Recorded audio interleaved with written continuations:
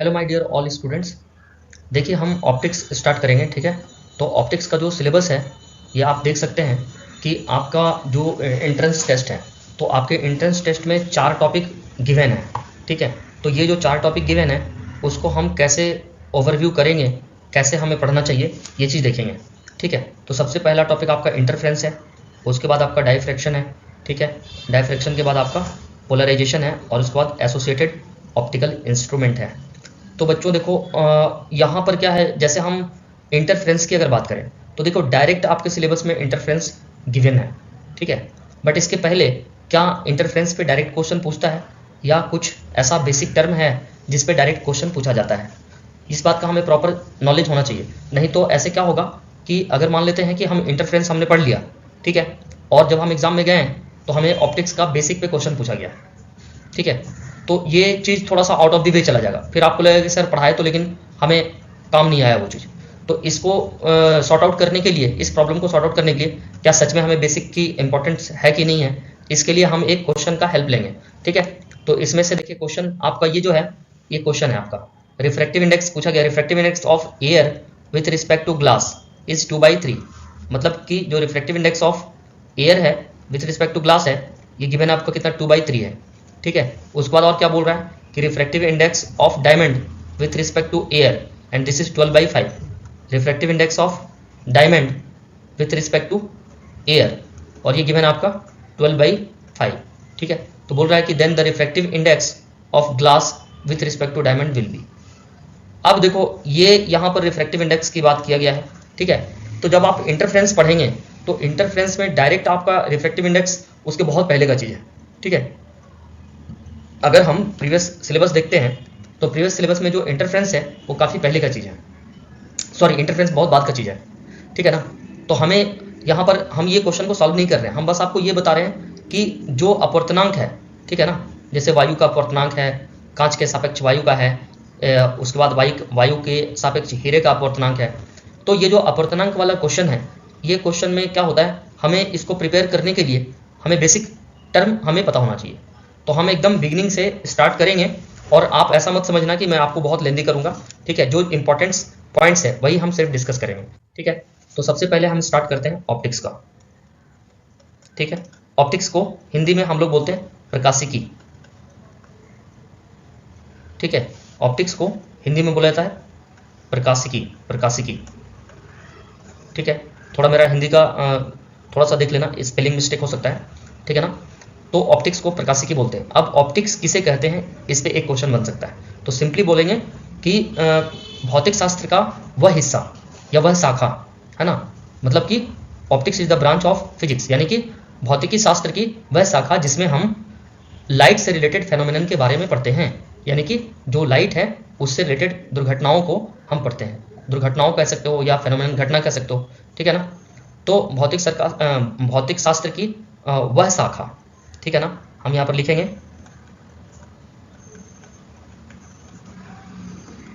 भौतिकी की वह शाखा जिसमें प्रकाश की घटनाओं को पढ़ते हैं, प्रकाश की घटनाओं को अध्ययन करते हैं, यानी कि स्टडी करते हैं, अध्ययन करते हैं, उसे भौतिकी कहते हैं, उसे ऑप्टिक्स कहते हैं, ठीक है ना। मैं इंग्लिश में ही लिख दे रहा हूँ, हिंदी तो यहाँ पर मैं लिख चुका हूँ प्रकाशिकी। उसे ऑप्टिक्स कहते हैं, उसे ऑप्टिक्स कहते हैं, ठीक है। अब जो ऑप्टिक्स का सिचुएशन है, ठीक है, उसको हम कैसे आगे करेंगे ये देखना आपका। हाँ, तो मैं ये बता रहा था कि जो ऑप्टिक्स है उसका हमें बेसिक कैसे कवर करना है, ठीक है। तो सबसे पहले देखिए, आपको सबसे पहला एक क्वेश्चन और बनता है, यहाँ से एक क्वेश्चन बनेगा कि व्हाट इज लाइट, प्रकाश क्या है, ठीक है। तो प्रकाश के ऊपर एक क्वेश्चन पूछेगा कि व्हाट इज लाइट। लाइट को हिंदी में प्रकाश बोलते हैं, ठीक है, लाइट को हिंदी में प्रकाश बोलते हैं। तो लाइट क्या है, light is an electromagnetic waves, ठीक है। इसका सिंपली बताएंगे क्या कि it is an EM waves, ठीक है ना। EM waves. EM वेव्स को हिंदी में बोलेंगे विद्युत चुंबकीय तरंगे, विद्युत चुंबकीय तरंगे, ठीक है ना। वेव्स का मतलब होता है तरंग, इलेक्ट्रोमैग्नेटिक मतलब विद्युत चुंबकीय। तो लाइट क्या है? इलेक्ट्रोमैग्नेटिक वेव्स है, ठीक है। ये सबसे पहला एक एकदम पॉइंट वाइज बता रहा हूँ, आप ऐसा मान के चलो कि ये जो मैं बता रहा हूँ ये क्वेश्चन ही है आपका, ठीक है ना। दूसरा जो क्वेश्चन अराइज होगा कि जैसे light is an electromagnetic waves, दूसरा क्वेश्चन ये अराइज होगा कि क्या लाइट फ्री स्पेस में यानी कि वैक्यूम में चल सकता है क्या? तो आंसर होगा कि यस। तो दूसरा जो पॉइंट लिखेंगे कि light can travel into vacuum, मतलब लाइट को चलने के लिए हमें मीडियम की ज़रूरत नहीं होती है, ठीक है ना। ट्रैवल का मतलब होता है चलना, वैक्यूम का मतलब होता है निर्वात, इसको हम हिंदी में निर्वात बोलते हैं वैक्यूम को, ठीक है ना। तो यानी कि जो लाइट है वो निर्वात में भी चल सकती है, ये दूसरा पॉइंट हो गया, ठीक है। तीसरा पॉइंट क्या हो गया? अगर लाइट का, कई बार ऐसा होता है लाइट का साउंड वेव के साथ कंपेरिजन करके पूछेगा आपसे क्वेश्चन कि what is the difference between light wave and sound wave, कि जो प्रकाश तरंगे हैं और जो ध्वनि तरंगे हैं दोनों के बीच क्या अंतर है, ये भी पूछता है कई बार, ठीक है। ये सब डायरेक्ट मतलब इसी लेवल का कंपटीशन जो आप तैयारी कर रहे हैं उसी में पूछता है ये सब। तो इसका आंसर ये होगा कि जो प्रकाश तरंगे हैं वो मीडियम के बिना नहीं चल सकती है ना। तो हम लिखेंगे यहाँ पर साउंड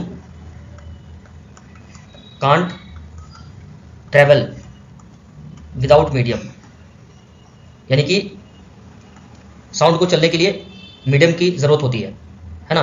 मतलब मीडियम के बिना वो नहीं चल सकता, विदाउट मतलब उसके बिना, है ना। Sound can not travel without medium, और चौथे नंबर पे होता है, ठीक है ना। आप इसमें चाहो देखो इन दोनों को मिलाकर आप एक पॉइंट भी समझ सकते हो, ऐसे भी लिख सकते हो कि जो प्रकाश तरंगे हैं वो वैक्यूम में ट्रेवल कर सकती है और जो ध्वनि तरंगे हैं वो वैक्यूम में ट्रेवल नहीं कर सकती है। ध्वनि तरंगे को चलने के लिए हमें ये चाहिए, क्या बोलते हैं उसको, मीडियम चाहिए। अब यहां पर एक नया टर्म आ जाएगा कि मीडियम क्या होता है।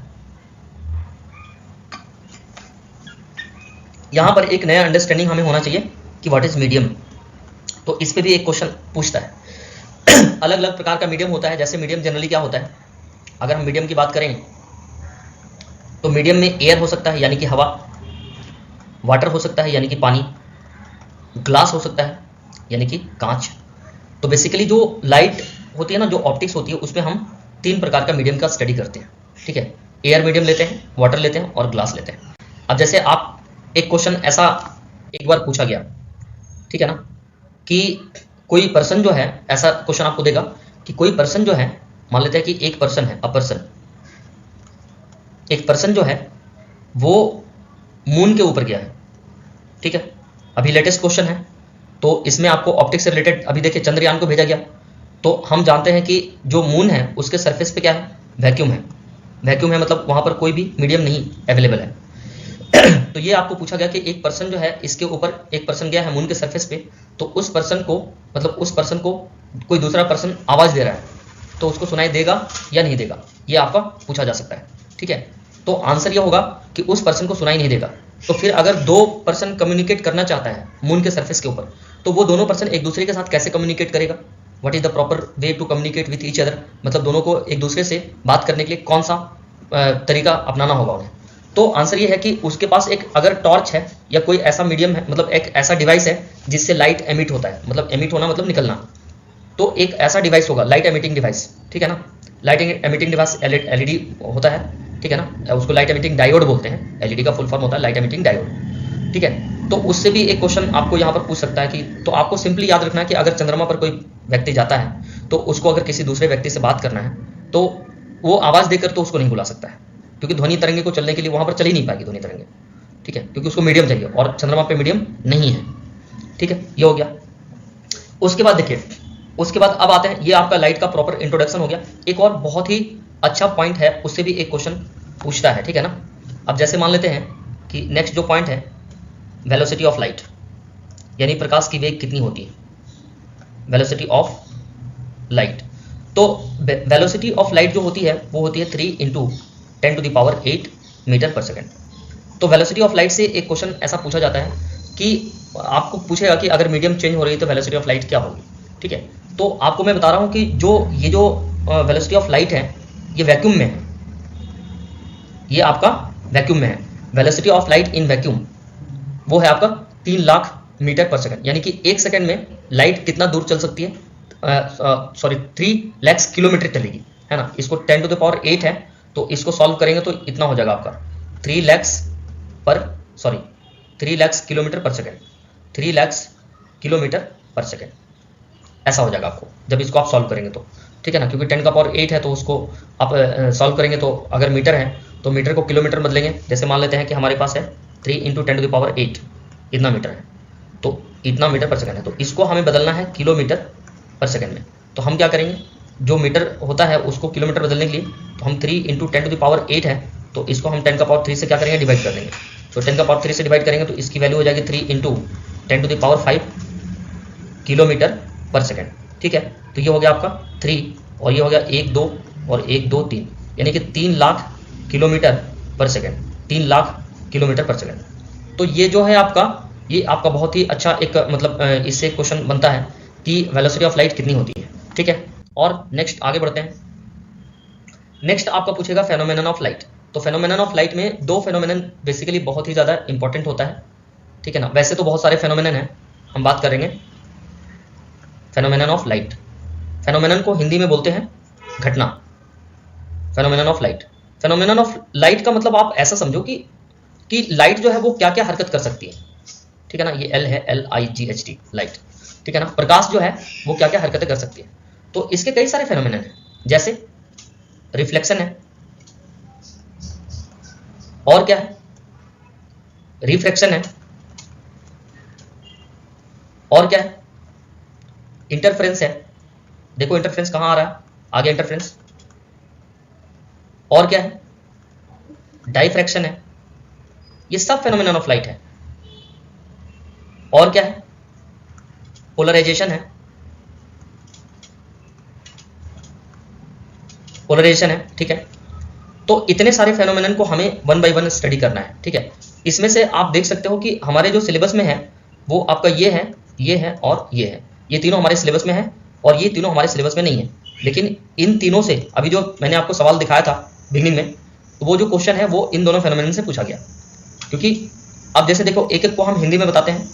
रिफ्लेक्शन को हिंदी में बोलते हैं परावर्तन, रिफ्लेक्शन को हिंदी में बोलते हैं परावर्तन। हम जानते हैं क्लास 9 10 में पढ़ना था प्रकाश का परावर्तन, और इसको बोलते हैं अपवर्तन, इसको बोलते हैं अपवर्तन, ठीक है। इंटरफ्रेंस का मतलब होता है 2 लाइट का मिलना, यानी कि अगर 2 लाइट मिलती है तो उसको हम इंटरफ्रेंस कहते हैं, ठीक है। डायफ्रैक्शन होता है जब लाइट किसी कॉर्नर से टकराती है। जैसे मान लेते हैं कि मैं आपको कैसे बताऊं, एक मिनट। जैसे मान लेते हैं कि मेरे पास एक ऐसा डिवाइस है, ठीक है। तो यहाँ से जब रे ऑफ लाइट यहाँ से ऐसे अगर आती है और इस कॉर्नर पर टकराने के बाद बहुत सारे डायरेक्शन में लाइट चली जाएगी, तो उस समय मतलब अगर किसी पॉइंट्स पे मान लेते हैं कि ये हमारे पास कॉर्नर है, जैसे घर में वेंटिलेशन होता है फॉर एग्जांपल, तो जो वेंटिलेशन होता है वहां पर आप देखते हैं ना कि कई बार ऐसा होता है कि वेंटिलेशन से डायरेक्ट सनलाइट अंदर नहीं आती है, लेकिन अंदर जो है रोशनी रहती है, डायरेक्ट सनलाइट नहीं आ रही है, उसका कुछ शैडो टाइप का आता है।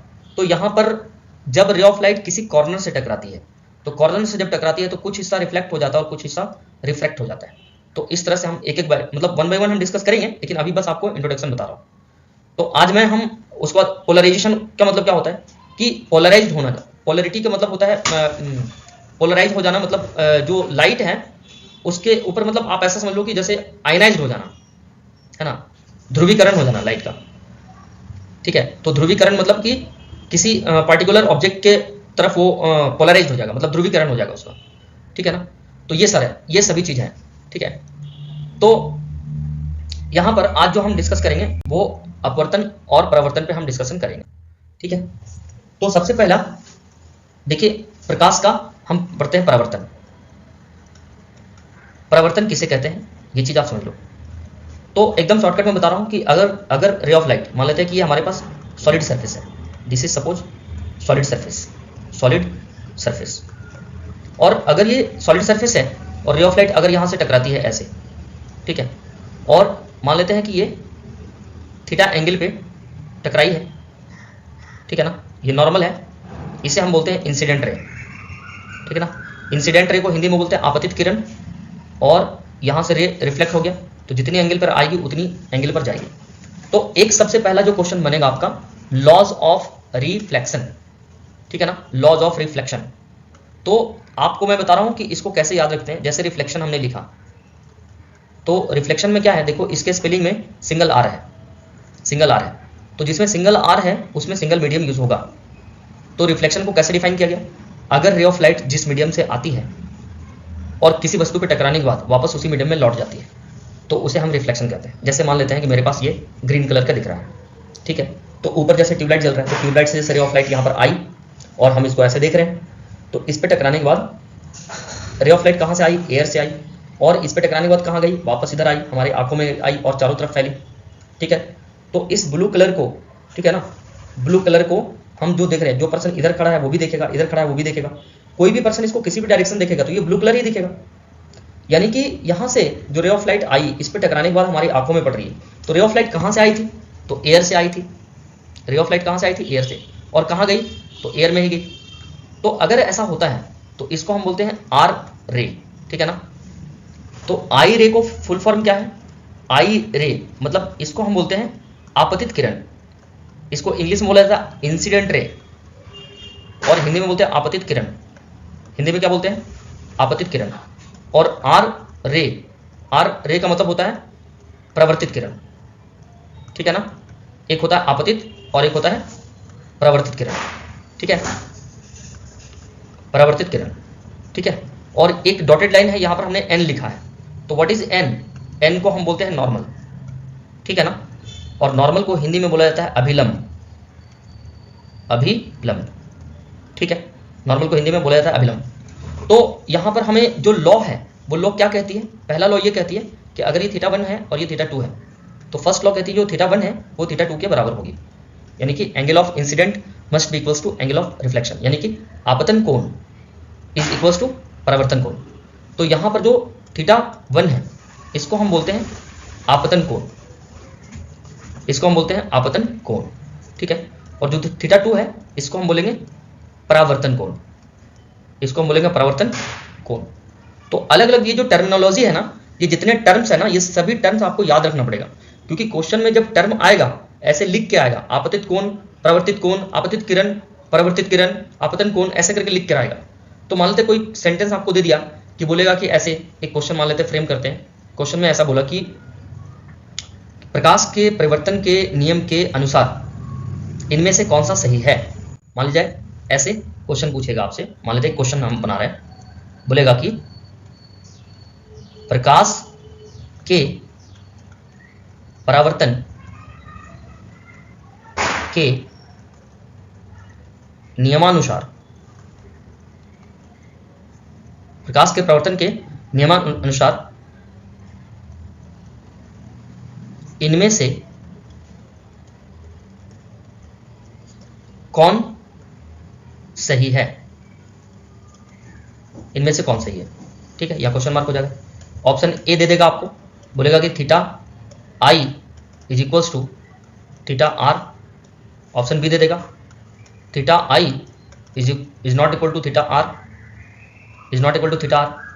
ऑप्शन सी दे देगा theta I is greater than theta R, ठीक है ना, ये एंगल का सिंबल होता है। और डी में दे देगा आपको कि angle of theta I is less than angle of theta r. तो अगर ऐसा क्वेश्चन देता है तो आपको यहां पर जब तक आप नियम नहीं जानोगे तब तक तो आप ये क्वेश्चन कर ही नहीं पाओगे। तो इसलिए हमें नियम जानना इज वेरी इंपॉर्टेंट, नियम को जानना चाहिए। तो इसका आंसर कौन सा होगा, ए ऑप्शन हो जाएगा, ए इज द करेक्ट ऑप्शन। क्योंकि प्रकाश का पहला जो प्रकाश का परिवर्तन का जो नियम होता है, दो नियम होते हैं। कितने नियम होते हैं, दो होते हैं। तो एक नियम हमने अभी डिस्कस किया है और ये दूसरा नियम हम अभी बात करेंगे, ठीक है। दूसरा नियम क्या होता है कि जो आई रे होती है और जो रिफ्लेक्टेड रे होती है और जो नॉर्मल होता है, ये तीनों आई रे रिफ्रैक्टेड रे आई रे रिफ्लेक्टेड रे मतलब आपतित किरण, परावर्तित किरण और अभिलंब, ये तीनों जो होते हैं, ये तीनों एक समतल पर होते हैं, एक समतल पर होते हैं। अब एक नया टर्म आ गया यहां पर कि सर ये समतल क्या होता है। तो एक टर्म आ जाएगा कि सर समतल क्या होता है। तो समतल का मतलब होता है ऐसा कोई भी प्लेन ठीक है ना, इसे हम समतल बोलेंगे। अब ये प्लेन ऐसा ही होगा, हॉरिजॉन्टल होगा, ऐसा कोई जरूरी नहीं है। ये आपका क्षैतिज है तो हम उदग्र भी ले सकते हैं, ऐसे भी ले सकते हैं, वर्टिकल। वर्टिकल को हिंदी में उदग्र बोला जाता है, ठीक है ना। तो ये आपका हो गया हॉरिजॉन्टल सरफेस, हॉरिजॉन्टल सरफेस, और ये हो गया आपका वर्टिकल सरफेस, ये हो गया आपका वर्टिकल सरफेस, ठीक है ना। तो कुल मिलाकर यहाँ पर हम प्रकाश के परावर्तन के नियम के अनुसार हम ये सब चीज़ें हम देख सकते हैं, ठीक है। अब इसमें और ज़्यादा कुछ खास नहीं है, क्योंकि अब उतना ज़्यादा डिटेल है। वैसे तो बहुत सारी चीज़ें हैं, लेकिन आपका जो सिलेबस है उसके अकॉर्डिंग ये मेंशन उसमें नहीं, सिलेबस में ये लिखा हुआ नहीं था। बट ये बेसिक इसलिए मैं बोल रहा हूँ क्योंकि इससे क्वेश्चन पूछेगा, आप देख लीजिएगा, 100% पूछेगा क्वेश्चन। अब हम आगे बात करते हैं रिफ्रैक्शन की, ठीक है ना। तो टाइम का भी हमें ख्याल रखना है, ऐसा भी नहीं होना चाहिए कि हम पूरा टाइम एक ही लेक्चर में निकाल दें, ऐसा नहीं होना चाहिए। सिलेबस का भी हमें ध्यान रखना है। तो refraction of light, refraction of light, और इसको हिंदी में बोलेंगे प्रकाश का अपवर्तन, ठीक है। आप ध्यान रखिएगा कि जो रिफ्लेक्शन होता था, जो परावर्तन होता था, उसमें लाइट जिस मीडियम से आई उसी मीडियम में चली गई। लेकिन आप यहाँ पर ध्यान से देखेंगे तो रिफ्रैक्शन के स्पेलिंग में 2 आर है, एक आर यहाँ पर है और एक यहाँ पर है। तो इसमें आर कितना है, 2, तो मीडियम भी कितना हो जाएगा, 2 हो जाएगा, ठीक है। अब ये चीज़ देखो, ये आपको किसी नोटबुक में या किसी बुक में नहीं मिलेगा ऐसे कि आर 2 है तो मीडियम भी 2, ऐसा लिखा हुआ नहीं है किसी बुक में। ये हमने एक ट्रिक निकाला है कि हम कैसे याद रखेंगे इसको। तो जिसके स्पेलिंग में 2 आर, तो उसमें क्या होगा, लाइट मीडियम 1 से आकर मीडियम 2 में जाएगी। अगर ऐसा हुआ तो इस घटना को बोलेंगे अपवर्तन। और अगर लाइट मीडियम 1 से आती है और वापस मीडियम 1 में ही चली जाती है तो इसे हम बोलते हैं परावर्तन, ठीक है ना। तो ये आपको ध्यान रखना होगा, ओके। तो यहां पर अगर नोट नहीं किया तो नोट कर लीजिए, मैं थोड़ा सा इसको डिलीट करूंगा क्योंकि ये वाला मैं डिलीट कर देता हूं, ठीक है ना। इसमें डिलीट कर देता हूं क्योंकि हम यहां पर बात कर रहे हैं रिफ्रैक्शन की, ठीक है, ओके। आगे बढ़ते हैं। तो रिफ्रैक्शन में क्या होता है ये चीज को समझें, ठीक है। रिफ्रैक्शन में क्या होता है इस चीज को समझें। रिफ्रैक्शन में होता है अपवर्तन। और अपवर्तन कैसे होता है, जैसे मान लेते हैं कि हमारे पास एक वाटर का सरफेस है, ठीक है, वाटर का सरफेस है। तो इससे कई सारा प्रैक्टिकल एग्जांपल है, जैसे हमारे पास घरों में आपका शीशे का ग्लास होता है, या जब हम किसी मेला में जाते हैं तो मेला में जाते हैं तो वहाँ पर एक बकेट होता है, बाल्टी होता है, और बाल्टी के अंदर एक छोटा सा डब्बा होता है, और एक प्लेयर होता है, मतलब वो प्ले खिलाने वाला एक पर्सन होता है। वो हमें बोलता है कि अगर ये सिक्का है, कॉइन है, तो कॉइन को अगर आप इसमें डाल दिए, पानी में डालना है। मतलब सिचुएशन ऐसा है, बकेट है, बाल्टी के पूरा पानी से भर दिया, बाल्टी के अंदर एक छोटा सा डब्बा है गुल का, है ना, जो गुल जिससे हम ब्रश करते हैं, वो गुल वाला डब्बा, वो छोटा सा डब्बा है टीन का। अब कॉइन को हमें ऊपर से उसमें डालना है, ये गेम बहुत चलता है, ठीक है। तो वहां पर हम आइडिया नहीं लगा पाते कि एग्जैक्टली हम कहां पर डाल रहे हैं।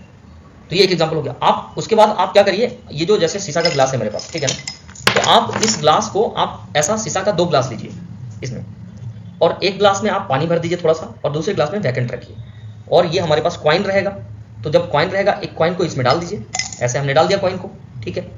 और इस कॉइन को अभी जब हम यहाँ से देखेंगे ऐसे ऊपर से, तो कॉइन हमको ओरिजिनल पोजीशन में दिखेगा। लेकिन अगर हम इसमें पानी भर देंगे, तो पानी भरने के बाद वो कॉइन जो है थोड़ा सा उठा हुआ दिखता है, ठीक है। ये एक एग्जांपल हो गया। दूसरा एग्जांपल हम ले सकते हैं, जैसे ये हमारे पास पेन है, तो इसमें हम पानी भर देंगे और पेन को डालेंगे, तो ट्रांसपेरेंट है, ग्लास तो ट्रांसपेरेंट मटेरियल होता है, तो ये ट्रांसपेरेंट है, दिखेगा। तो हम अगर इसमें डालेंगे ना, पानी के अंदर डालेंगे, तो जो हिस्सा पेंसिल का या पेन का पानी के अंदर होगा, वो हिस्सा हमें टेढ़ा दिखेगा, आई बात समझ। तो जो रिफ्रैक्शन होती है, तो रिफ्रैक्शन में कैसे होती है, ये यहाँ से ऐसे मान लीजिए कि नॉर्मल है, तो रे ऑफ लाइट मान लेते हैं कि ऐसे आई, ऐसे मान लेते हैं रे ऑफ लाइट आई, ठीक है। तो रे ऑफ लाइट आई, तो आने का हम मान लीजिए कि इसका जो एंगल है वो आई है, और इस रे ऑफ लाइट को ऐसे जाना चाहिए, लेकिन ये जो पानी है ना, इसका पाथ को डिस्टर्ब करेगा, और रे ऑफ लाइट ऐसे नहीं जाकर ऐसे जाएगा, ये ऐसे जाएगा, देख लीजिए। तो अब इस नॉर्मल के साथ जो एंगल बना वो हम आर मान रहे हैं। तो इस केस में देखिए, इस केस में जो एंगल आई है वो एंगल आर के बराबर नहीं है, और यही पहला लॉ है, ठीक है। क्योंकि आर जो है वो पूरा एंगल है। अगर आप देखेंगे आर सर एक्चुअली में ये बराबर कब होता है, अगर आर की वैल्यू इतनी होती, अगर यहाँ से लेकर यहाँ होता पूरा, तो ये हो जाता आर, लेकिन उतना तो है नहीं। तो अगर उतना नहीं है तो आर का वैल्यू कितना है, अभी आर का वैल्यू तो इतना है, यहाँ से लेकर यहाँ तक बस। तो इस केस में R is not equal to I, यानी कि जो आपतन कोण है वो अपवर्तन कोण के बराबर नहीं है। यहाँ पर इसको हम परावर्तन कोण नहीं बोलेंगे, ठीक है ना। मैं लिख देता हूँ यहाँ पर ताकि आपको याद रहे। एंगल आई का मतलब है आपतन कोण, आपतन कोण, और एंगल आर का मतलब है परावर्तन कोण, सॉरी नॉट परावर्तन, ये हो जाएगा आपका अपवर्तन कोण, क्योंकि घटना अपवर्तन है तो अपवर्तन कोण होगा। जैसी घटना वैसा कोण बनेगा, अपवर्तन कोण। तो पहला लॉ कहती है कि जो एंगल आई है वो एंगल आर के बराबर नहीं होगी। और दूसरा लॉ क्या कहती है, दूसरा लॉ तो सेम ही है। दूसरा लॉ ये है कि जो इंसिडेंट रे है नॉर्मल है और जो रिफ्रैक्टेड रे है, ठीक है ना, ये तीनों कैसे हैं, एक समतल में होगी, एक समतल पर होगी, ठीक है। अब इसमें एक और भी लॉ आता है जिसे हम स्नेल का नियम कहते हैं, ठीक है। तो नेक्स्ट हम जो बताएंगे आपको स्नेल्स लॉ बताएंगे, स्नेल्स लॉ, ठीक है। तो एक्चुअल में स्नेल्स लॉ कैसे आया है इस चीज को समझें। स्नेल्स लॉ, स्नेल्स लॉ को हिंदी में स्नेल का नियम ही कहते हैं। और स्नेल्स लॉ से क्या पता चलता है कि रिफ्रैक्टिव इंडेक्स के बारे में पता चलता है कि जो म्यू होती है ना, मीडियम रिफ्रैक्टिव इंडेक्स, वो होती है साइन ऑफ एंगल आई और divided by sine of angle r. तो इस फॉर्मूला को ही हम स्नेल का नियम कहते हैं, इस फॉर्मूला को ही क्या कहते हैं, स्नेल का नियम कहते हैं। तो यहां पर हमें देखना पड़ेगा ध्यान से कि जो स्नेल का नियम है, यहां पर जो स्नेल का नियम है वो कैसे है कि angle i, sine of angle i divided by sine of angle r, this is equals to Snell's law mu, ठीक है। तो इसको आपको बुक में ना कई अलग अलग तरीके से भी लिखा रहता है, ठीक है। स्नेल का नियम को याद रखने का सबसे अच्छा तरीका यह म्यू1 साइन थीटा 1 बराबर म्यू2 साइन थीटा 2। अगर हम ऐसे याद रखेंगे तो बहुत आसानी से याद रहेगा, ठीक है। तो यहाँ पर हो गया साइन म्यू1 के जगह पर म्यू1 ले लीजिए और थीटा 1 के जगह पर आई ले लीजिए और म्यू2 की जगह पर म्यू ले लीजिए और थीटा 2 की जगह पर आर ले लीजिए। तो यहाँ पर देखिए साइन आई और बाई साइन आर, ये हो गया आपका दूसरा फॉर्मूला निकल गया यहाँ से म्यू2 बाई म्यू1, ठीक है। तो ये आपको कई बार ना पूछता है एग्जाम में कि आपको ऐसे देगा कि which of the following options is correct for Snell's law. तो आप तो स्नेल्स लॉ अगर ये रट के जाएंगे, मान लेते हैं किसी स्टूडेंट ने इस फॉर्मूले को याद कर लिया, ठीक है, किसको, इस वाले फॉर्मूले को, लेकिन ऑप्शन में ये दिखा ही नहीं, ऑप्शन में ऐसा लिखा हुआ है, तब आप कंफ्यूज कर जाओगे। तो आप कैसे याद रखोगे, तो इसको आप ऐसे याद रखना कि जो साइन आई और बाई साइन आर होती है, तो आई पहला वाला एंगल था, है ना। यहाँ पर ऐसा भी रह सकता है sine theta 1 by sine theta 2, ये भी रह सकता है। तो जब इधर थीटा 1 है तो इधर कितना है, म्यू2 है, और इधर कितना है, म्यू1 है, और इसी को क्या बोल रहे हैं, म्यू। तो हमें इस फॉर्मूले को हमें पूरे अच्छे तरीके से याद रखना है, ठीक है। इस फॉर्मूले को हमें अच्छे से याद रखना है,